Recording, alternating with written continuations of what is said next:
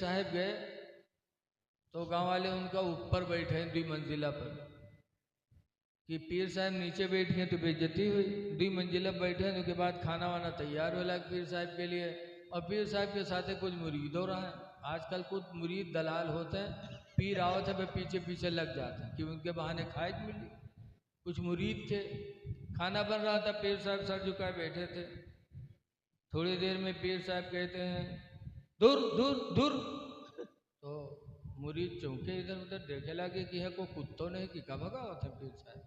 तो वो जिन पीर साहब है को कुत्तों ने छत पर कि का भगाओ थे। तो पीर साहब कहें काबा शरीफ में कुत्ता घुसा जा रहा था उसी को मैंने भगाया। मुरीद वे कहें हाँ हमारे पीर साहब बहुत पहुँचे हैं हो, यहाँ बैठे बैठे हो काबा में कुत्ता देख लिए तो भगाए दिए नहीं ऐसे। सब मान गए कि बहुत पहुँचे पीर है, लेकिन वो घर में जो औरतिया रहे खाना बनावत रहा बहुत होशियार रहे। जब खाना बन के तैयार हुआ दस्तरखान लगा तो सबके सामने प्लेट खाना लगा भेजे लाग, 1 लंग गोश्त 1 लंग भात। और जब पीर साहब के सामने टटिया पठेस तो नीचे गोश्त ऊपर से भात। अब के बाद कहा थे पीर साहब बिस्मिल्लाह करो, तो पीर साहब सबके प्लेट देखें कि सबके में गोश्त भात तो हमारे सिर्फ भात धरा है, बोल नहीं पावे शर्म मारे। फिर औरतिया कहे सरे हजरत खाओ ना, तो पीर साहब फिर सबके लंग देखा ऐसे। तो औरतिया गुस्सा से कहे सरे खाओ ना काहे बैठे हो। तब पीर साहब को जला लाया, कहा क्या मेरा मजाक उड़ाया जा रहा है, मेरी वजह से जिनको खाना मिला उनको गोश्त भात और हमारे प्लेट में सिर्फ भात ही भात रख दिया। वह औरतिया उठाई इस कुचरा कही सारे दहजरा वाले तो का काबा के कुत्ता दिखाई पड़ेगा और भात के नीचे गोश्त का नहीं दिखा थे रे, अतना कुचरा मारी इसकी पीर के भागत नहीं बना। तो ऐसे ऐसे दज्जाल पीर ठहरते हैं। ऐ लोगो पीर ऐसा करो जो नमाजी हो। जब नमाजी पीर से मुरीद होगे तो नमाज की आदत आपको भी पड़ेगी जी बेशक। पीर ऐसा करो जिसके चेहरे पे दाढ़ी हो, क्योंकि दाढ़ी यजीद ने बनवाई थी, हुसैन ने नहीं बनवाई। सुभान अल्लाह सुभान अल्लाह। अली ने नहीं बनवाई थी, बल्कि हजरत अली की तो ऐसी दाढ़ी थी कि उनकी दाढ़ी देखकर यहूदियों की एक जमात ईमान ले आई थी, दाढ़ी देखकर। हदीस शरीफ में है कि दाढ़ी कब्र में रोशनी का सहारा है, जिसके चेहरे दाढ़ी होगी उसकी कब्र मुनव्वर होगी। इसलिए लोगों अंधेरी कोठरी का इंतज़ाम कर लो, दिल में मोहब्बत रसूल लेके जाओ, चेहरे पे दाढ़ी लेके जाओ, इंशाअल्लाह कब्र मुनव्वर रहेगी। लेकिन हमरे तुमरे में ऐसे ढीठ है कि कब्र से अब डरते नहीं हैं। हाँ, बड़े ढीठ लोग हैं। एक बुढ़वा रहा है बीमार भवा, तो के लड़कवा का घेर के बैठे अब्बा ही बात अब्बा हुआ, तो बुढ़वा कहते भैया रे हम बचबई ना कहीं तब अब्बा, तो कही जो हम मरबे ना तो हमरे कफन में पुरान कपड़ा लगाए नवा ना लगाए। लड़को कहे ना भाई यूँ कहाँ हो सकत है कि हमरे लिए सब कुछ बनवाए और हम लोग कफन पुरान कपड़ा देवे, गाँव वाले कहा कहीं है अब्बा। तो लड़का कहते हैं सारे गाँव वाले चक्कर में पड़ के हमका फंसाए दे रहे तुम लोग, कहीं कहा है अब्बा। तो कहते रे पुरान कपड़ा में लपेट के रखे हो ताकि फरिश्ते जब हिसाब करें यह देखिए कफन पुरान, तो बहुत पहले मर चुका है, का हिसाब होगा भाई छोड़ो, छोड़ छाड़ चले जाइए और नवा कफन में लपेट के रखिए, जुड़ते जुड़ जाइए कि नहीं जुटी हैं रे। ऐसे ऐसे दलाल बुढ़वा पर कि जिंदगी भर तो दलाली करवे कि मरे के बाद कब्रों में यहाँ सोचे बैठे। लेकिन ये लोगों खबर बड़ी था कि जिब्रील भी बगैर इजाजत के अंदर नहीं गए। रमज़ान की 29 तारीख थी, ईद का चांद निकला, मदीने में खुशियाँ। हसन हुसैन आए अपनी अम्मी के पास, कहने लगे अम्मी ईद का चांद निकल आया, मदीने में सबके कपड़े बने हैं, हम लोगों के कपड़े। फातिमा कहते हैं बेटा दर्जी के घर रखे हैं आएंगे। आधी रात गुजरी तो हसन हुसैन कहते हैं अम्मी आधी रात गुजर गई, दर्जी कपड़ा लेके कब आएगा। कहा बेटा लाएगा। तसल्ली दे के फातिमा ने सुला दिया, फिर वजू बनाया, 2 रकात नमाज पढ़ी। नमाज पढ़ने के बाद कहती है अल्लाह तो खूब जानता है कि हसन हुसैन के जोड़े नहीं बने हैं। वाह वाह वाह। मैंने तेरी रहमत पर भरोसा करके बच्चों से वादा कर लिया है, अल्लाह अपनी रहमत से मेरे बच्चों के लिए जोड़े का इंतजाम फरमा दे। फातिमा ने दुआएं मांगी। सुबह सादिक का वक्त हुआ तो हजरत जिब्रील फातिमा के दरवाजे पर आया और उन्होंने दस्तक दिया। फातिमा पूछती हैं कौन? तो जिब्रील जो फरिश्तों के सरदार हैं फरमाते हैं कि अहले बैत का दर्जी हूँ, हसन हुसैन के लिए जोड़े लेके आया हूँ। वाह वाह वाह वाह, बहुत खूब। फातिमा ने दरवाज़ा खोला तो जोड़े अता किए, जन्नती जोड़े हसन हुसैन को अल्लाह ताला ने ईद के दिन अता फरमाया। तो जिब्रील आए तो बग़ैर इजाज़त के अंदर नहीं गए। हमको आपको भी किसी के घर जाना है तो इजाज़त लेके जाना। अल्लाह कुरान करीम में फरमाता या अय्युहल्लज़ीना आमनू, ऐ ईमान वालो, ला तदखुलू बुयूतन गैर बुयूतिकुम, अपने घर के अलावा किसी के घर में दाखिल ना हो, हत्ता तस्तानिसु, यहाँ तक कि तुम घर वालों से इजाज़त ले लो। इजाज़त लेके घर में जाओ। वो तुसल्लिमु अला अहलिहा, और घर वालों को सलाम कर लिया करो। किसी के घर जाओ तो इजाज़त लो। लेकिन आज हम लोग इजाज़त दी थे, घर में घुस जाइए तर राय के हो घरे कहाँ हो, वहाँ कोई लेटा है, कोई बैठा है, कोई कोनो हालत में पहुँच गए। इससे घर वालों को तकलीफ होती है। इजाज़त ले लो, इस्लाम कहता है। और इजाज़त भी लो तो दरवाजे के सामने ठाड़ हुई के नहीं। बहुत से लोग कहबो करिए हो झाँकी हैं दरवाजे से। झाँक लिया तो इजाज़त का मतलब क्या रहेगा? इजाज़त लो तो दरवाजे के दाहिनी तरफ खड़े हो या बाईं तरफ खड़े हो। और इजाज़त कैसे लो? अल्लाह ने उसका भी तरीका बताया। तफसीर में लिखा है कि बाएं या दाएं तरफ खड़े होकर के पहली दफ़ा कहो सुभान अल्लाह, तब वो न बोले घर वाला, तब कहो अल्हम्दुलिल्लाह, फिर भी न बोले तो कहो अल्लाहु अकबर, तब वो न बोले तब खांसक शुरू करो। लेकिन इजाज़त ले लो। इजाज़त के बाद घर में दाखिल हो, इस्लाम का ये तरीका है। तो जिब्रील बग़ैर इजाज़त के अहले बैत के दरवाजे पर नहीं गए। बे इजाज़त जिनके घर जिब्रील भी जाते नहीं, बे इजाज़त जिनके घर जिब्रील भी जाते नहीं, कदर वाले जानते हैं कदर शान, वाह वाह वाह, कदर वाले जानते हैं कदर शान ले बैत। और सर कटाना घर लुटाना कोई उनसे सीख ले, सर कटाना घर लुटाना कोई उनसे सीख ले, और जान आलम हो फिदाए खानदान अहले बैत। हसन हुसैन को लेकर हजरत फातिमा हुजूर के पास गई।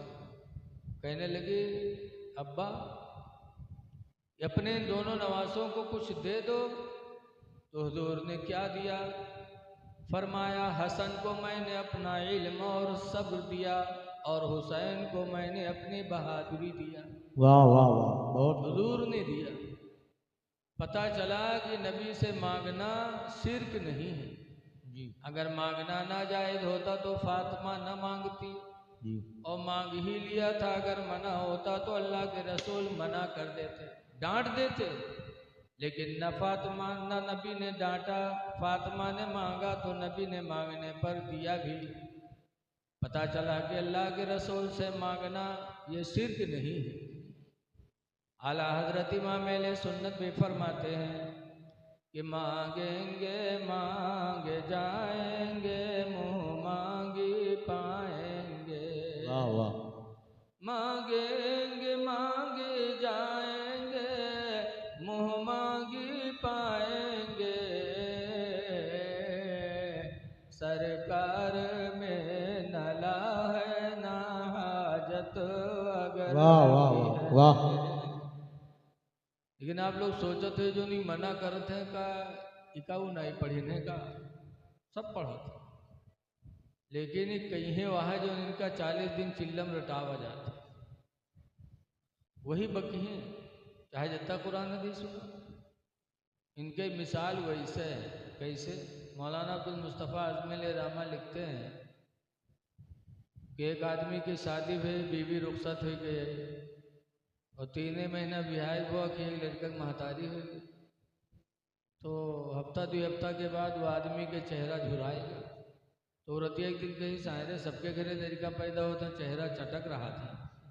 हमरे यहाँ जो दिन से लड़का हुआ तो चेहरा मुरझाते जाते, कहा बात है रे, तो तुमका कहा यहाँ गाँव में निकला बाफत है, तुम कहा तो चेहरा का झुराता कहीं का है।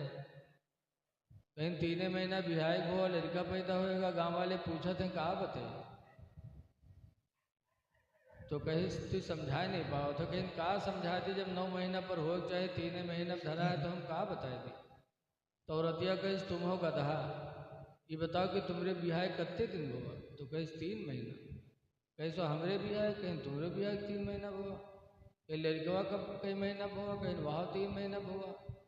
बहुरतिया पढ़े इस पहाड़ा घर में क्या है, 3 महीना तुरे बिहाई भोआ, 3 महीना हमरे बिहाई भोआ, 3 महीना लड़कवा भोआ, सब 9 महीना नहीं हुए रे। पढ़ाई दी इस पहाड़ा घर में। अब के समझ में आओ गए, हाँ यार ये तो 9 महीना भोआ। पूरा गांव एक लंगू अकेले एक दिन गांव फिर निकला, फिर कोनो कपड़ा पकड़ के खींच इसके इधर आए, इधर कस के रे 3 महीना तुरे बिहाई भोआ, लड़का कैसे होगा रे, वो लड़का कहीं कहाँ 3 महीना भवा हो, 9 महीना तो भवा है। 3 महीना हमरे बिहार हुआ, 3 महीना मेहरवा बिहार हुआ, 3 महीना लड़का हुआ, सब 9 महीना नहीं हुए। पूरा गांव एक लंगू अकेले अकेले वो है बक्का जो मेहरुआ रटाए थी। यही हाल उन लोगों का है कि 40 दिन चिल्लम ले जाके ऐसा रटा देते हैं। सिर्फ है, सिर्फ है। हम अल्लाह वालों से मांगते हैं तो अल्लाह ही से मांगते हैं, अल्लाह वालों को वसीला बनाते हैं। वाह वाह। बहरहाल हुजूर ने हसन को अपना सब्र दिया था, तो हसन का सब्र कितना बड़ा था। हजरत इमाम हसन को दुश्मनों ने 6 मरतबा जहर दिया। हमारा दुश्मन इतना कोई नहीं है, दुश्मन बुरा कहते हैं, जलते हैं, लेकिन ऐसे दुश्मन नहीं है जो जहर खिला दे। और इमाम हसन के इतने दुश्मन कि 6 मरतबा उनको जहर खिलाया। एक मरतबा शहद में मिला के जहर पिलाया। तड़पे, सुबह हुई, हुजूर के रोज़े पे गए, दुआ मांगी हुजूर के वसीले से, तो अल्लाह ताला ने जहर के असर से अल्लाह ने उन्हें शिफा अता फरमाई। वाह वाह। फिर दोबारा जहर खिलाया। खजूर में जहर मिला के इमाम हसन को खजूर खिलाया गया। खजूर खाए कि तड़पने लगे। सुबह हुई, हुजूर के रोज़े पे गए, दुआ मांगी, अल्लाह ने शिफा अता फरमा दी। 5 मरतबा जहर खिलाया गया। 5 मरतबा हुजूर के रोज़े पे गए और दुआ मांगी, अल्लाह ने उन्हें शिफा अता फरमाई। इसीलिए कहने वाले कह रहे हैं, बे उनके वास्ते के खुदा कुछ अता करे, बे उनके वास्ते के खुदा कुछ अता करे, हाशा गलत गलत ये हविस बेबसर। वाह वाह वाह, बहुत खूब। वाह। नबी के वसीले के बगैर कुछ मिल नहीं सकता। हसन ने वसीला बनाया रसूलुल्लाह को अपनी बीमारी, लेकिन जब 6ठी मरतबा इमाम हसन को जहर दिया गया, भैया इको तो नहीं चल रहा है, इको बंद कर दो, इको बंद कर देना बेटा। 6ठी मरतबा जब जहर पिलाया गया, हीरे की कनी पानी में मिलाकर पिला दिया गया, तो खून की उल्टी होने लगी। ऐसा तड़पने लगे जैसे मछली बगैर पानी के तड़पती है। तो इमाम हसन ने सोच लिया कि मेरा जीना मेरे दुश्मन को अच्छा नहीं लगता, मेरी ज़िंदगी से मेरा दुश्मन खुश नहीं है। तो इमाम हसन ने जीना न चाहा, रोज़े रसूल पर न गए। कहा जब मेरे दुश्मन को मेरी मौत ही पसंद है तो मौत ही मेरे लिए भी पसंद है। नहीं गए तड़पते रहे। इमाम हुसैन को पता चला है, कहा भाईजान क्या हुआ, खून की उल्टी हो रही है? कहा किसी ने जहर पिला दिया। कहा किसने पिलाया? उसका नाम बता दो भाईजान, किसने पिलाया आपको जहर? हसन ने कहा था नाम पूछकर क्या करोगे हुसैन? तो हुसैन ने भाई की मोहब्बत में कहा भाईजान मैं आपका बदला लूंगा उससे, इस्लाम में जान के बदले में जान है, मैं बदला लूंगा आपका उससे। तो हसन का सब्र देखो जो नबी ने दिया था। हसन कहते हैं हुसैन मैंने सारा मामला अपना खुदा के हवाले कर दिया है हुसैन, तुमसे बेहतर बदला लेने वाला मेरा रब है। नाम न पूछो, तुमसे बेहतर बदला लेने वाला मेरा रब है। ये कहकर रबीउल अव्वल की 5 तारीख को हज़रत इमाम हसन की शहादत हो गई। चलते चलते इमाम हसन ने हमको सब्र का पैगाम दिया कि दुश्मन से बदला न लेना, बदला खुदा के हवाले कर देना। अल्लाह तुमसे बेहतर बदला लेने वाला है उससे। इसलिए लोगों, हसन की ज़िंदगी से हमें सब्र मिलता है। और ये सब्र हसन ने कहाँ से सीखा? नबी की गोद से सीखा। कि जिस नबी पर ताइफ के लोगों ने पत्थर बरसाए, आज हम और आप आए हैं तो हम लोगों को खाना मिल रहा है, गाड़ी से आए गाड़ी से जाएंगे, नजराना मिल रहा है। और रसूलुल्लाह सल्लल्लाहु अलैहि वसल्लम जब जाते थे तकरीर के लिए, कोई गाड़ी आती थी? मक्का से ताइफ कई किलोमीटर दूर है ताइफ। मेरे पैगंबर दीन को फैलाने के लिए पैदल चल के वहाँ गए। और जैसे अल्लाह की वहदानियत का ऐलान किया कि ए लोगों ला इलाहा इल्लल्लाह, अल्लाह के अलावा इबादत के लायक कोई नहीं है, इतना सुना कि रुपया नहीं बरसाया था मेरे नबी पर। जैसे भी हमारे नौजवानों ने अल्लाह और उसके रसूल की मोहब्बत में हज़रत मौलाना नूर मोहम्मद पर रुपया बरसाए, तो ताइफ के लोगों ने रुपया नहीं बरसाया था बल्कि पत्थर बरसाए थे। इतने पत्थर बरसाए कि सरकार की पिंडलियां जख्मी हो गईं और जूते खून से भर गए। लेकिन ऐसे मौके पर भी मेरे नबी ने सब्र किया था, बद्दुआ भी नहीं मांगी थी। बदला छोड़ दो, बद्दुआ भी नहीं की, बल्कि दुआ मांगी थी अल्लाहुम्मा यहदी कौमी, अल्लाह मेरी कौम को तो हिदायत दे दे। इसीलिए किसी कहने वाले ने कहा है कि सलाम उस पर कि जिसने गालियाँ सुनकर दुआएं दी, सलाम उस पर कि जिसने गालियाँ सुनकर दुआएं दी, सलाम उस पर कि जिसने बादशाही में फकीरी की। तो हसन को सब्र मिला रसूलुल्लाह के दर से। इसलिए अहले बैत के मानने वालों, आप भी सब्र करो। थोड़ी थोड़ी सी बात पे किसी पे लाठी न उठाओ, किसी को गाली न दो, बल्कि सच्चे पक्के मुसलमान बन के जियो। मुसलमान की तारीफ मेरे नबी ने फरमाया है, मन सलिमल मुस्लिमून मिन लिसानिही व यदिही, कि मुसलमान तो वो है जो दूसरों को अपने ज़बान और हाथ से बचा ले जाए, कि ज़बान से तकलीफ़ न दे और हाथ से तकलीफ़ न दे। तो हसन ने इतना सब्र किया। हसन हुसैन दुनिया को इतने प्यारे, आप तारीख में बहुत कुछ पढ़े होंगे। एक मर्तबा हसन हुसैन ने तख्तियाँ लिखी थी। तख्ती, आज तो कापियाँ चलती हैं, पहले ज़माने में तख्ती चलती थी। तख्ती लिखा दोनों भाइयों ने, फिर अपनी माँ को दिखाने आए। माँ ने देखा तो पूछा लोगों ने कि किसकी तख्ती अच्छी है? तो फातिमा ने कहा अगर हसन की तख्ती अच्छी बताऊंगी तो हुसैन को तकलीफ़, हुसैन की तख्ती अच्छी बताऊंगी तो हसन को तकलीफ़। कहा बेटा इसका फैसला अपने अब्बा से कराओ। हज़रत अली के पास लेके गए। हज़रत अली भी परेशान, जबकि हज़रत अली बड़े बड़े फैसले किए, ऐसे फैसले जो कोई कर नहीं सकता। एक मर्तबा एक मालिक अपने ग़ुलाम को बेचने के लिए बाज़ार चला। आज जैसे बाज़ार में भैंस बिकते हैं, ऐसे उस ज़माने में इंसान बिकते थे। लोग खरीदते थे, पैसे वाले ग़ुलाम बना के रखते थे। एक आदमी अपने ग़ुलाम का हाथ पकड़ा और बाज़ार लिए जा रहा था बेचने, और मालिक रहे कमज़ोर और गुलाम रहे तगड़ा। बरस्ता में है उल्टे हाथ छुड़ा के उके हाथ पकड़ लिए और बाजार में ऐलान करे लग मेरा गुलाम बिक रहा है, लेने वाला कोई ले ले। और मालिक कहा ये मेरा गुलाम है, मैं आका हूँ इसका। और पकड़े, हट चुप, ये मेरा गुलाम है, मैं बेच रहा हूँ, जो लेना चाहे ले ले। अब झगड़ा दोनों में। अब बाजार के लोग परेशान कि अल्लाह इसमें गुलाम कौन है। तो वो फैसला हजरत अली शेर खुदा के पास पहुंचा। अब किसी की पेशानी तो नहीं लिखा था कि ये गुलाम ही आका है। हजरत अली ने फरमाया सही सही बता दो। दोनों कसम खाए। मालिक तो सच कसम खाता था, गुलाम झूठी कसम खा रहा था।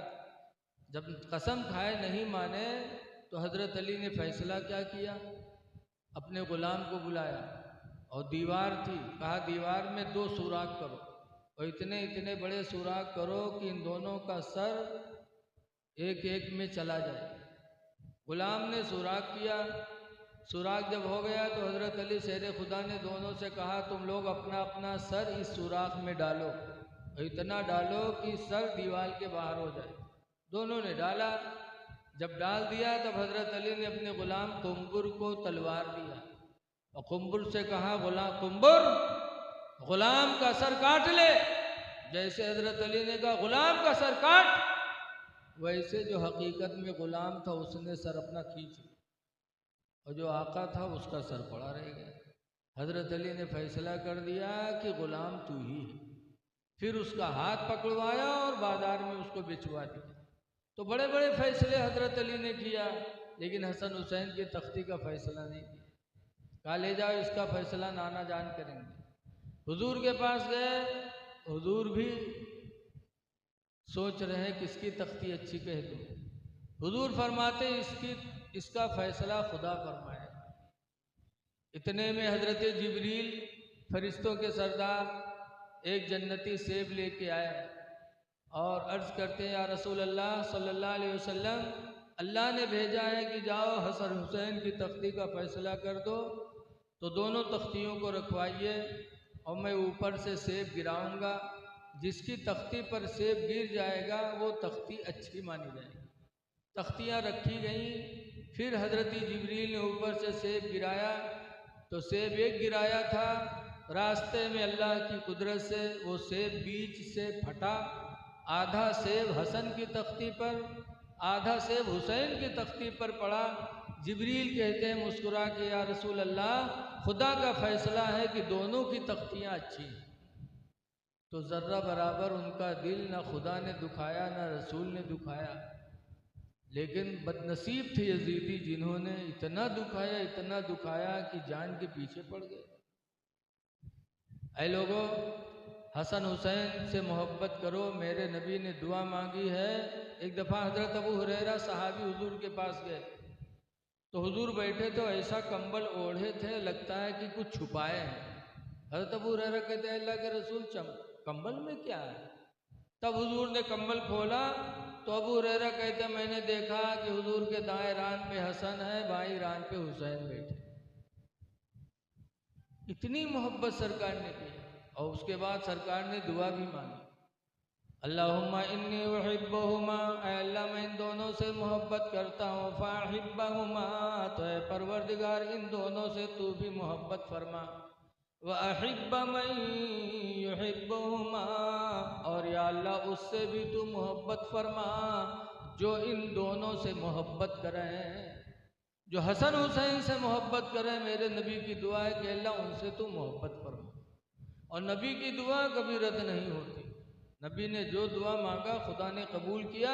इसीलिए आला हजरत फरमाते हैं इजाबत का सेहरा इनायत का जोड़ा, दुल्हन बन के निकली दुआए मोहम्मद सल्लल्लाहु अलैहि वसल्लम। हज़रत फ़ातिमा ज़हरा रज़ियल्लाहु ताला अन्हा हुजूर के विसाल के बाद 6 महीना ज़िंदा रही। हुजूर का विसाल हुआ रबीउल अव्वल में 11 हिजरी और रबीउल अव्वल के बाद 6 महीने के बाद रमज़ान आया। हज़रत फ़ातिमा हुजूर के विसाल के बाद कभी हंसी नहीं। मुस्कुराई तक नहीं फातिमा ज़हरा अपने बाप के गम में 6 महीना जिंदा रही। आज अब्बा अम्मा मरत हैं, वो दिन तो मार गिरी हैं धरी हैं, तके उसके बाद तीसरे दिन तीजा करी है। पान पर पान, सिगरेट पर सिगरेट चल रहा है, खाना चल रहा है, खुशियाँ मना रहे हैं। और फातिमा ज़हरा के अब्बा का विसाल हुआ तो 6 महीना तक फातिमा दुनिया में रही, लेकिन बाप के गम में कभी मुस्कुराई तक नहीं। रमज़ान की 3 तारीख को हज़रत फातिमा ज़हरा ने अपने शौहर हज़रत अली को बुलाया और बुलाने के बाद कहती हैं, अली आज रात में रुखसत हो जाऊंगी, आज रात मेरी रुखसती की रात है अली, लिहाजा मेरे मरने पर रोना चिल्लाना नहीं अली, सब्र करना, रोना नहीं। हज़रत फातिमा ने अली से मना किया था। क्यों? रोते हैं लोग, रोते हैं, हम लोग भी रोते हैं, लेकिन रोना नहीं चाहिए। आला हज़रत इमाम अहले सुन्नत फरमाते हैं, आँखें रो रो के सुजाने वाले, आँखें रो रो के सुजाने वाले और जाने वाले नहीं आने वाले। बीवी के मरने पे रोना हज़रत फातिमा ने मना किया, लेकिन आज लोग रोते। हमारे इलाका में एक गांव है, गांव के नाम न बतेवे, एक आदमी रहा हो के महतारी मरी तो बलेस तो गए, तो चेहरा गमगीन रहा लेकिन आंसू अखो नहीं। फिर बाप मरे तब गुलेस, तब हूँ गए तब हूँ कोई आंसू नहीं। उसके बाद उनके मेहरुआ मरी तब गए, तो जैसे पहुँचन वैसे हमका लपटियाएगा, कैसे हो मौलाना साहब हम यतीम हो गए, मौलाना साहब हम यतीम हो गए। हम कह जब यतीम भवा रहा है तब नहीं कह रहा है, मेहरुआ मरी तब यतीम भवा, दुनिया के बाप मरत है तब यतीम हो, तो के मेहरुआ मर गए तो यतीम हुई। रोने से मना किया देते फातिमा ने। और दूसरी वसीयत किया कि अली मेरे मरने के बाद मेरे बेटे हसन हुसैन को मारना नहीं। एक औलाद से माँ को कितनी मोहब्बत होती है औलाद जानती है, माँ जानती है। मेरे मरने के बाद हसन हुसैन को मारना नहीं। और तीसरी वसीयत किया कि मेरे मरने के बाद एक तंदुरुस्त औरत से तुम शादी कर लेना, जिससे एक लड़का पैदा होगा, उसका नाम अब्बास अलमबरदार होगा। कुछ दिनों के बाद मेरे बेटे पर मुसीबतें आएंगी तो अब्बास मेरे बेटे हुसैन का दाहिना बाजू बनेगा, मददगार बनेगा। ये फातिमा ने वसीयत किया। हज़रत फातिमा का विसाल हुआ, हज़रत अली ने दूसरी शादी की और एक लड़के पैदा हुए जिनका नाम अब्बास अलमबरदार हुआ। जैसे फातिमा ने कहा था वैसे हुआ। अब्बास पैदा हुए तो बड़े खूबसूरत थे, बहुत खूबसूरत। लोग आते थे, गोदी खिलाते थे, लेकिन हज़रत अब्बास की आंखें बंद थी, आंख नहीं खुलती थी। तो लोगों को गम था कि अल्लाह ने इतना खूबसूरत बच्चा दिया लेकिन नाबीना, अंधा। सब लोगों ने लिया, प्यार किया, लेकिन अब्बास की आंखें बंद थीं। हज़रत इमाम हुसैन भी आया, उन्होंने कहा मैं भी अपने भाई को गोदी लूँगा। जब इमाम हुसैन ने अब्बास को गोद में लिया और अब्बास को हुसैन की खुशबू मिली तो अब्बास ने आंखें खोल दी। अब आंखें खोली तो सबसे पहले हुसैन का चेहरा देखा, वही अब्बास जिंदा रहे। हज़रत फातिमा के विसाल के बाद 50 साल का ज़माना गुजरा। 50 साल के बाद करबला का मैदान आया। करबला में अब्बास अलमबरदार हुसैन के साथ थे। 7 मुहर्रम को पानी बंद हुआ था, 7, 8, 9 बंद रहा, 10 को भी बंद रखा। तब हज़रत अली असगर प्यास से तड़पने लगे तो हज़रत अब्बास आए थे इमाम हुसैन के पास, कहा था आका हुसैन, अब्बा अली असगर तड़प रहे हैं प्यास से, आप मुझे इजाज़त दे दो, हम दरियाए फराज से पानी लाके पिला दें। इमाम हुसैन कहते हैं अब्बास इन यजीदियों से क्या उम्मीद की पानी लेने थे। कहा नहीं मुझे इजाज़त दो, मुझे पानी लाना है। इमाम हुसैन ने हज़रत अब्बास को इजाज़त दिया, चमड़ा का मशकीदा लिया, घोड़े पर बैठे, हाथ में तलवार लिया और दरियाए फरात की तरफ बढ़े जहाँ यजीदियों का कब्ज़ा था। वो यजीदी कहते थे कि दरियाए फरात से कुत्ते पानी पिए, गधे पिए, सूअर पिए, लेकिन हुसैन का कोई आदमी इस पानी को नहीं पी सकता। कब्ज़ा था। हज़रत अब्बास घोड़े पे बैठे हुए दरियाए फरात में पहुँचे, घोड़े से उतरे, मशकीदा में पानी भरा, फिर 4 दिन के प्यासे थे, दरिया में थे, सोचा लाओ मैं पी लूँ।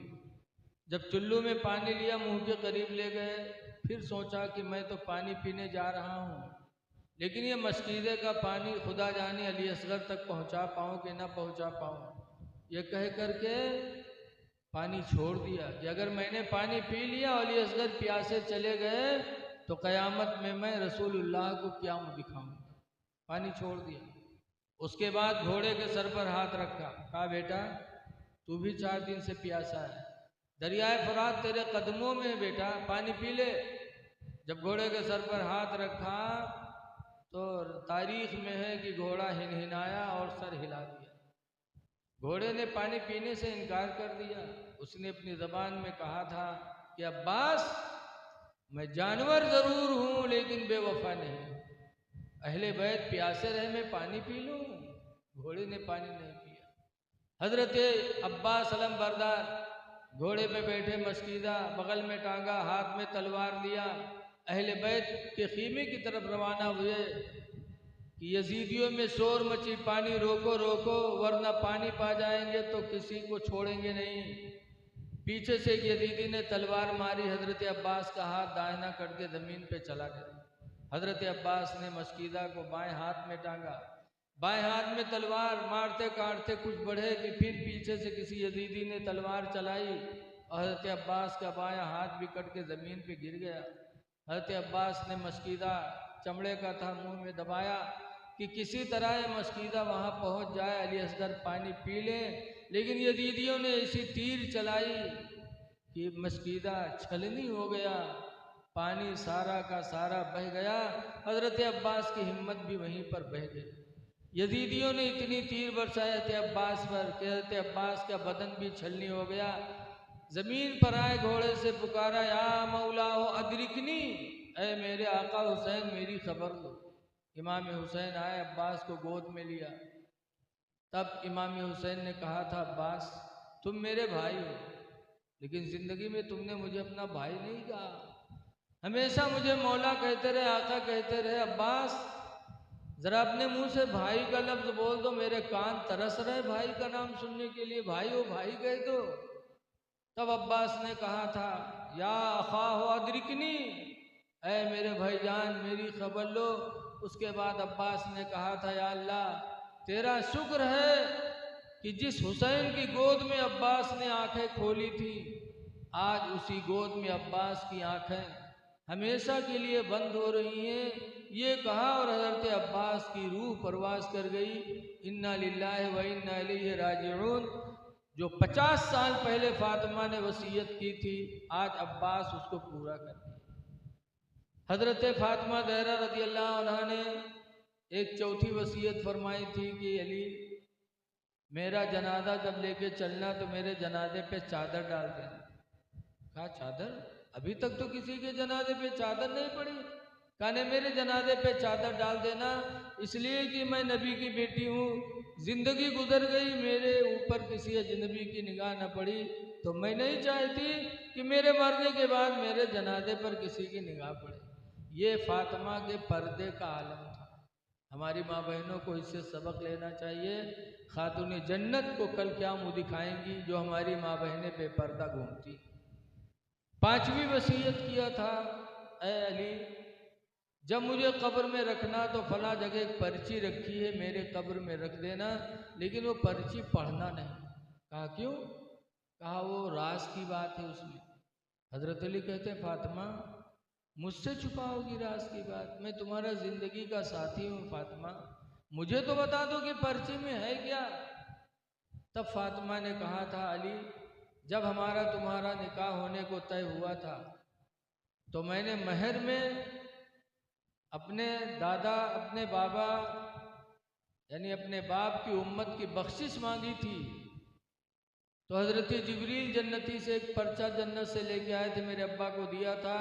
उसमें लिखा था अल्लाह ताला ने कि जाल तो शफाअता उम्मती मोहम्मदिन सदाक़ा फ़ातिमा, कि मैंने फ़ातिमा के महर में उम्मत मोहम्मदिया की मग़फ़िरत कर दी। तो अब्बा ने पर्ची मुझे दिया, इसी शर्त पर मेरा निकाह से हुआ था। वो पर्ची पूरी ज़िंदगी मैंने महफूज रखी है।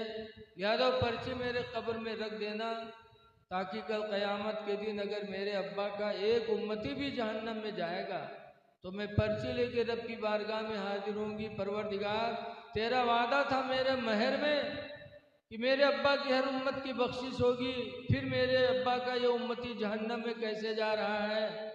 ये फ़ातिमा का मकाम था और हम लोगों से मोहब्बत थी। चलते चलते फ़ातिमा ने हमसे मोहब्बत की है। इसलिए मुसलमानों, जब तक दुनिया में ज़िंदा रहो अहले बैत से मोहब्बत करते रहो। इसी से अहदनामा का सबूत है कि आज कब्रों में जो अहदनामा रखा जाता है, ये फ़ातिमा ज़हरा की सुन्नत से चालू हुआ।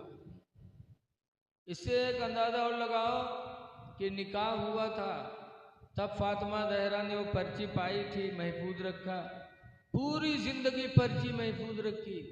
उस ज़माने में कोई लोहे की अलमारी नहीं थी, कितनी हिफाजत की होगी। अब आज अलमारियाँ घर में हैं और बैनामा करा कि आओ कागज़ मेहरबक दियो कि बैनामा कागज़ धई दियो, और 2 महीने के बाद मांगो तो कहीं है पता नहीं पिहाने धई दिया रहा है, मालूम नहीं। बताइए, बैनामा की कागज़ नहीं बचा पाती और फ़ातिमा ने छोटी सी पर्ची पूरी ज़िंदगी में महफूज रखी। ऐ लोगों, अहले बैत से मोहब्बत करो।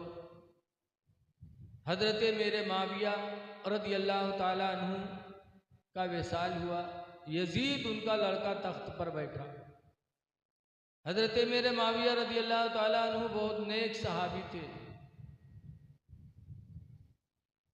हुजूर के साले थे, हम सब के मामू हैं, क्योंकि हज़रत मेरे माविया की सगी बहन उम्मे हबीबा हुजूर के निकाह में थी।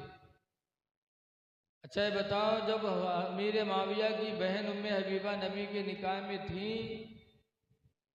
तो मेरे माविया हुजूर के साले हुए कि नहीं हुए? और हुजूर की जितनी बीवी हम सबकी माँ, इसलिए अमीर माविया हम सबके मामू हैं। और हुजूर के साले अमीर माविया, हुजूर को कितनी मोहब्बत रही होगी। आज हम लोगों को भी अपने सालों से मोहब्बत होती है। जी बेशक। देखा जाता है अगर सार आएगा घर में तो का पावे का खवाएगी, भाई से बोल चाल नहीं, अपने भाई से ताल्लुक नहीं लेकिन साले से बहुत ताल्लुक। बोलो ऐसा कि नहीं? अरे सब लोग कुंवारे में बैठे हो यार, साले नहीं आप लोगों के। सार से मोहब्बत तो नबी को भी मोहब्बत रही होगी। फिर वो कितने बदनसीब है जिन्होंने मेरे माविया को बुरा कह दिया। इमाम हसन ने उनको अच्छा जाना। आज हाफिज नसीमुद्दीन नमाज पढ़ा रहे हैं और हाफिज शाबान साहब आ जाए तो ये उनको कह दें कि आप नमाज पढ़ाइए, तो अपने मुसल्ले पे हाफिज शाबान को खड़ा कर दें तो गोया कि ये हज़रत हाफिज शाबान साहब को अच्छा समझे। जी जी, बेहतर समझे जी। अच्छा समझा, इमामत के लायक समझा, तब भी इमामत सुपुर्द किया जी।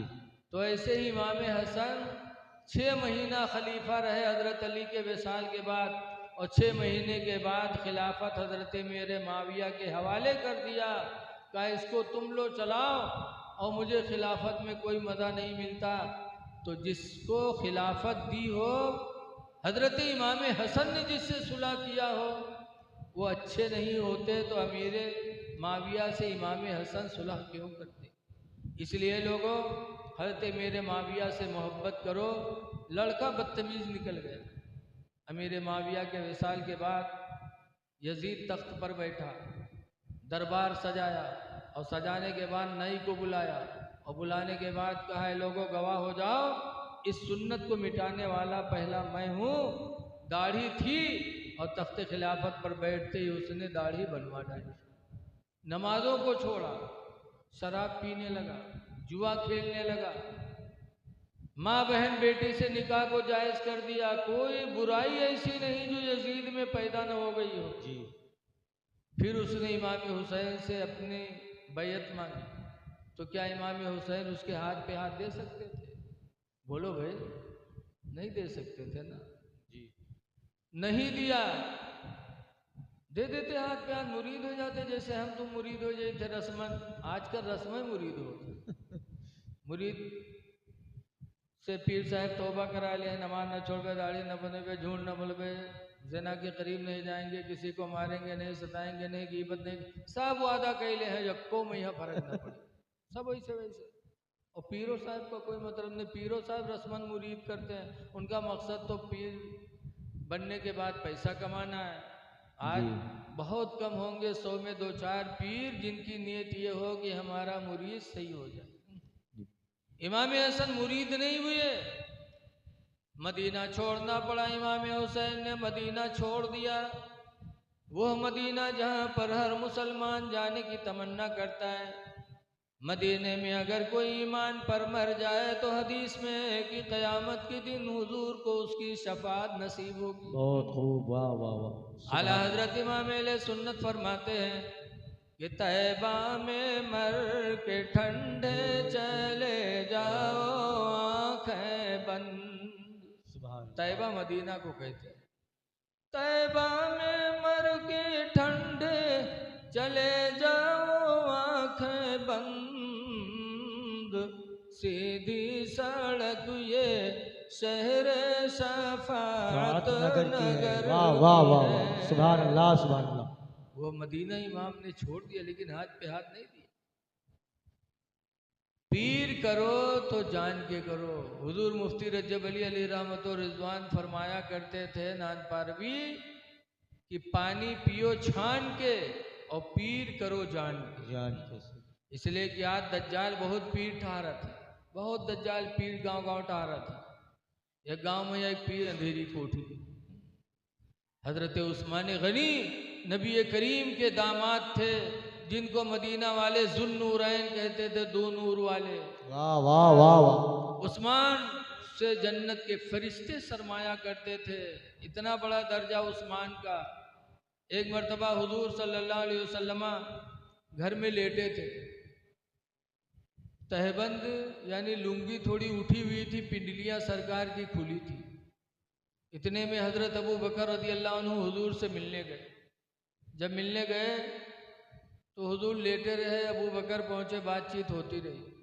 थोड़ी देर बाद हजरत उमर फारूक आजम गए, तब भी हुजूर लेटे रहे। और फिर थोड़ी देर बाद उस्मान गनी गए, और जब उस्मान गए तो हुजूर उठ के बैठ गए और पिंडलियों को छुपा लिया। और छुपाने के बाद बैठ गए तो हजरत आयशा हुजूर की बीवी कहते, अल्लाह के रसूल, मेरे अब्बा अबू बकर आए तो आप लेटे रहे, उमर आए तो आप लेटे रहे, उस्मान आए तो आप उठ के बैठ गए, पिंडलियों को छुपा लिए। तो हुजूर फरमाते हैं, आयशा मैं उस्मान से हया क्यों न करूं, उस्मान से तो जन्नत के फरिश्ते हया। वाह वाह वाह वाह, सुभान अल्लाह। उस्मान से मैं हया क्यों न करूं, उस्मान से तो जन्नत के फरिश्ते हया करते हैं। ऐ लोगों, उस्मान का ये दर्जा। लेकिन फिर भी हजरत उस्मान गनी जब कब्रस्तान जो जाते थे, कब्र को देखकर रोते थे, इतना रोते कि हदीस में तल्लत हो कि हजरत उस्मान गनी की दाढ़ी आंसुओं से भीग जाती थी। अल्लाह। लोगों ने पूछा था, उस्मान जन्नत का बयान करते नहीं रोते, जहन्नम का बयान करते नहीं रोते, और कब्र को देखकर आप इतना रोते हैं?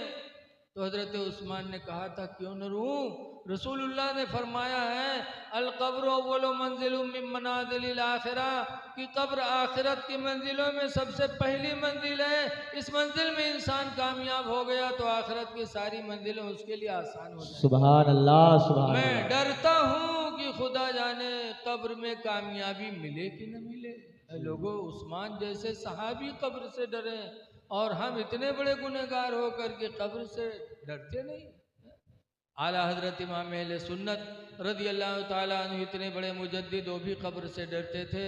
इसीलिए नबी की बारगाह में दुहाई करते थे, या रसूल अल्लाह खड़े हैं मुनकर नकीर सर पर, न कोई हामी न कोई यावर। खड़े हैं मुनकर नकीर सर पर, न कोई हामी न कोई यावर।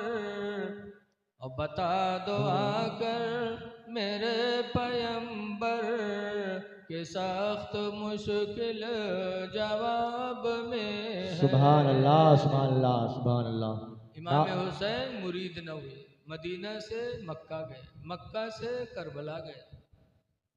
कितने थे इमाम हुसैन के साथ? 82 लोग, जिसमें मर्द भी थे, औरतें भी थी, बूढ़े भी थे, कमज़ोर भी थे, बीमार भी थे, बच्चे भी थे, कुल 82। और यजीदी कितने आए थे लड़ने के लिए? 22,000। और सब जवान हथियार के साथ आए थे। और करबला में पहुंचते पहुंचते 1 तारीख को पानी बंद कर दी, 7 मुहर्रम को पानी बंद कर दिया कि पहले पानी रोको। 7 को बंद रखा, 8 को बंद रखा, 9 को बंद रखा, और 10 को फिर यही कि बैयत करो वरना जंग के लिए तैयार हो जाओ।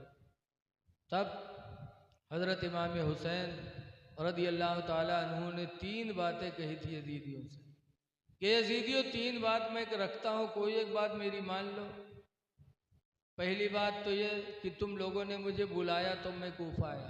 53 खत भेजे थे कूफा वाले मदीना कि इमाम हुसैन आ जाइए, हम आपके हाथ पे हाथ दे करके रसूलुल्लाह सल्लल्लाहु अलैहि वसल्लम की मिल्लत को बचाएंगे। हुजूर कि दीन को बचाने के लिए लोगों ने बुलाया था। तो इमाम हुसैन ने झोला पलटा जिसमें 53 खत थे। कहा देखो ये फला फला के खत थे, तुम लोगों ने मुझे बुलाया है, तो अगर अपने वादा पर हो तो मुझे ले चलो, मैं तुम्हारे घर चलता हूँ। एक बात।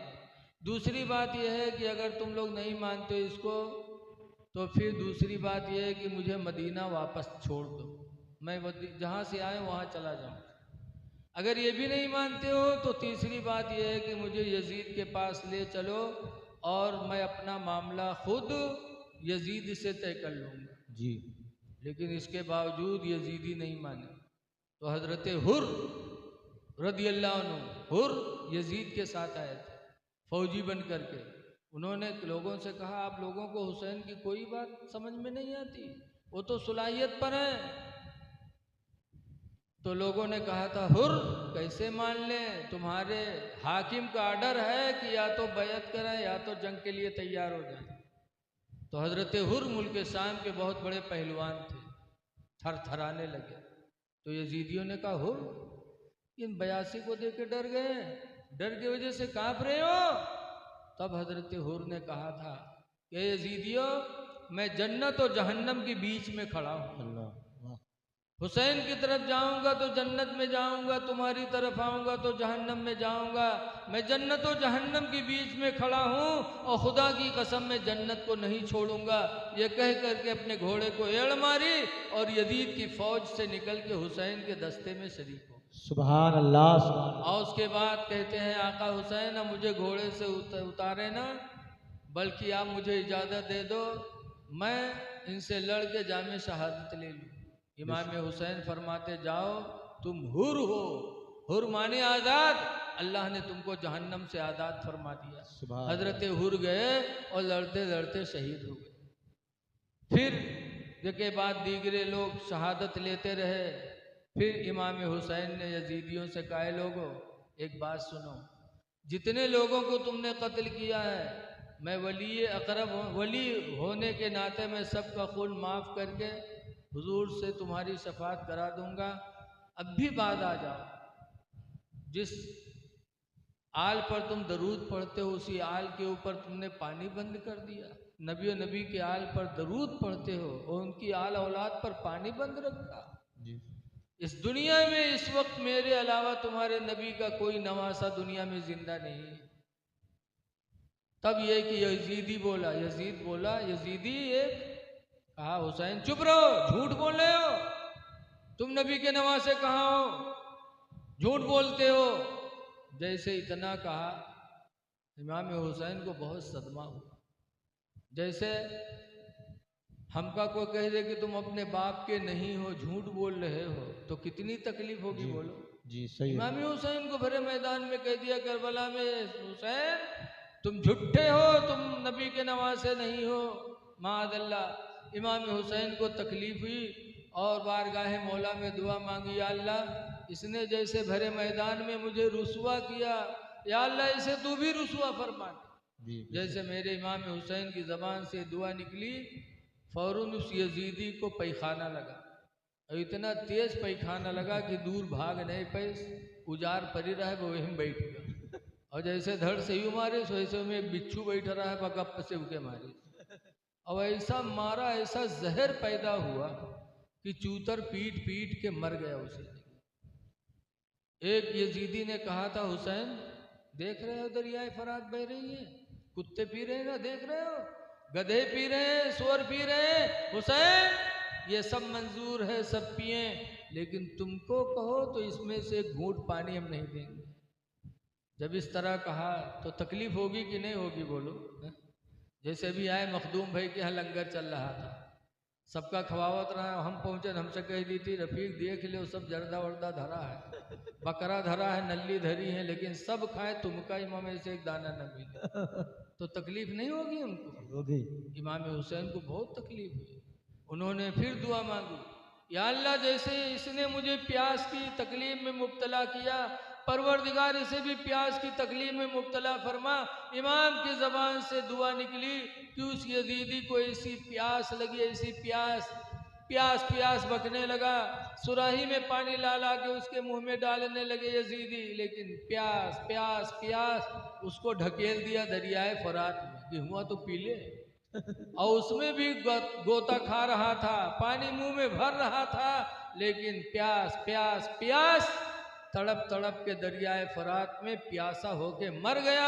इमाम ने जो बद्दुआ किया तो बचा नहीं। इमाम हुसैन अगर करबला में बद्दुआ कर देते ना तो कोई यजीदी बच के नहीं जाता, लेकिन फिर भी इमाम हुसैन ने बद्दुआ नहीं किया, जान बचाने नहीं गए थे, जान देकर इस्लाम बचाने गए थे। जी बेशक।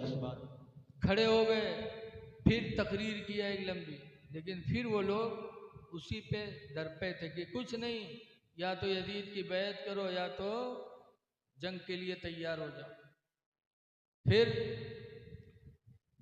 हजरत कासिम गए, टाइम काफ़ी हो चुका है, मैं आखिरी बात कह रहा हूँ, आप हजरात अब घबराइए नहीं। वाक़यात करबला तो इतना है कि लोग 10-10 दिन तक बयान करते हैं, फिर भी कमा हक़ बयान नहीं कर पाते। आखिरी बार इमाम हुसैन रज़ी अल्लाह ताला अन्हु जब तैयार हुए तो इमाम हुसैन की बीवी शहर बानो अपने बच्चे अली असगर को लेके आई, कहने लगी, आका हुसैन मैं एक बादशाह की लड़की हूँ, मेरे अब्बा बादशाह थे, उनका नाम था यसजुर्द।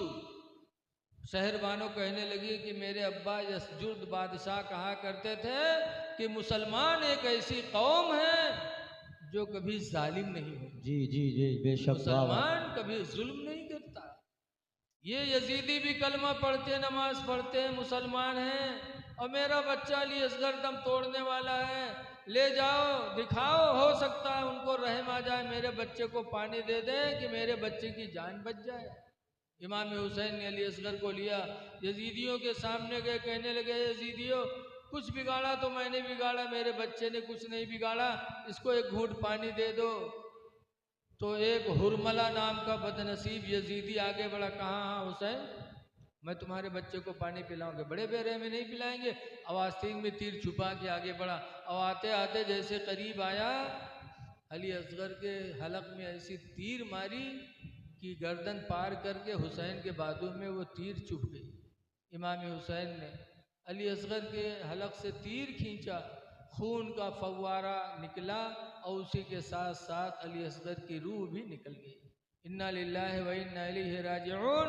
6 महीने के बच्चे ने बाप की गोद में दम तोड़ा, लेकिन उस वक्त भी हुसैन के सब्र और इस्तिकामत में कोई कमी नहीं। उस वक्त भी इमाम हुसैन ने कहा था, या अल्लाह तेरा शुक्र है कि हुसैन की छोटी कुर्बानी भी तूने कबूल फरमा। सुभान अल्लाह, सुभान अल्लाह। फिर जब चले तो इमाम ज़ैनुल आबिदीन कहते हैं 22 साल के थे, बीमार थे, मदीने ही से बीमार थे, करबला में भी बीमार रहे। हाँफते काँपते कहते हैं अब्बा मुझे भी इजाज़त दे दो, मैं भी जामे शहादत पीकर भाइयों में चला जाऊं। तब इमाम हुसैन ने कहा था ज़ैनुल आबिदीन तुम्हें शहीद नहीं होना है, तुम शहीद हो जाओगे तो दुनिया में मेरी नस्ल किससे चलेगी। वाह। ज़ैनुल आबिदीन तुम्हें से तो सैयदों की नस्ल दुनिया में फैलेगी, तुम्हें शहीद नहीं होना, मेरी शहादत काफ़ी है। ये कह करके इमाम हुसैन घोड़े पर सवार हुए, यजीदियों के सामने पहुँचे, फिर समझाया कि अब भी मान जाओ, लेकिन माने नहीं, जंग के लिए तैयार हो गए। तो इमाम हुसैन लड़ने लगे। बड़े बड़े बद्र, सुहैल, मिसरा, ये सब पहलवानों के नाम थे। ये सब ने मुकाबला किया इमाम हुसैन से। इमाम हुसैन ने सबको मौत के घाट उतार दिया। यजीदियों ने तीर बरसाया, इमाम हुसैन के बदन पे 72 जख्म लग गए थे, फिर भी लड़ रहे थे। आखिरी तीर किसी यजीदी ने ऐसी निशाने से मारी कि इमाम हुसैन की पेशानी में आके लगी। इमाम हुसैन ने जब वो तीर पेशानी से खींचा तो खून का फव्वारा निकला। इमाम हुसैन को चक्कर आया, घोड़े से नीचे आ गए। जैसे घोड़े से नीचे आए, सिमर बदनसीब दौड़ा और इमाम हुसैन के सीने पे आके बैठ गया। मियान से तलवार निकाली और गले पे रखा और चलाया, जोर लगाया लेकिन गला न कटा। तब इमाम हुसैन ने कहा था सिमर काटना है तो इधर से काटो, इधर से तलवार नहीं चलेगी, काटना है तो इधर से काटो गर्दन को। सिमर ने कहा क्यों? तो इमाम हुसैन ने कहा था ये गला वो है जिसे मेरे नाना रसूलुल्लाह चूमा करते। वाह वाह वाह वाह वाह, इधर से बहुत तलवार खूब। नहीं चलेगी, जरा गिरेबान खोल। जब उसने गिरेबान खोला तो कोढ़ के दाग थे सीने में। तब इमाम ने कहा था सिमर मेरे नाना रसूलुल्लाह कहा करते थे कि मेरी उम्मत में एक कोढ़ी होगा जो मेरे नवासे हुसैन को शहीद करेगा। अल्लाह अल्लाह, वाह। तुम वही कोढ़ी हो, तुम्हें शर्म नहीं आती? जुमा का दिन है, नमाज जुमा का वक्त है, सारे इमाम मिंबर पे खड़े होकर मेरे नाना पर दरूद पढ़ते होंगे, तुम मेरे सीने पे बैठे हो। उतर जाओ, मुझे भी रब की बारगाह में सजदा करने दो। सिमर हटा, इमाम में हुसैन ने सजदे में सर रखा। खूली बदनसीब इंसान एक आगे बढ़ा और तलवार मारी। इमाम हुसैन का सर मुबारक जिस्म मुबारक से अलग हो गया। इन्ना लिल्लाहि व इन्ना इलैहि राजिऊन। इमाम ने सजदे में सर कटाया, लड़ते लड़ते नहीं कटाया, सजदे में कटाया। क्यों? तालीम देने के लिए कि मेरे नाना जान के कलमा पढ़ने वालों, तुम हुसैन की तरह सजदे में गला तो नहीं कटा सकते, लेकिन कम से कम अपने सर को सजदे में झुका तो सकते हो। इसलिए लोगों नमाजों की पाबंदी करो। अल्लाह ताला हमको आपको अहले बैत की मोहब्बत में जिलाए और अहले बैत की मोहब्बत में उठाए। अस्सलामु अलैकुम वरहमतुल्लाहि वबरकातुहू। खड़े हो जाइए। हजरत अभी कुछ लोग बाकी हैं। अच्छा आप लोग बैठे रहिए। माशाअल्लाह कुछ मेहमान बाकी हैं। देखिए मेहमानों की भी दिलजोई करना चाहिए। आप साल में 6 महीने में एक जलसा करते होंगे जी। और ये मेहमान आपके रोज़ाना जलसा करते हैं, तो जहाँ अब तक जगे हो थोड़ी देर और जग जाओ। जागना है जाग लो अफलाक के साए तले, हश्र तक सोना पड़ेगा खाक के साए तले। लिहाजा अपने मेहमानों का कलाम सुन के जाइए। हो सकता है ये बैठना ही थोड़ी देर आपकी बख्शिश का सहारा बन जाए। अस्सलामु अलैकुम वरहमतुल्लाहि वबरकातुहू।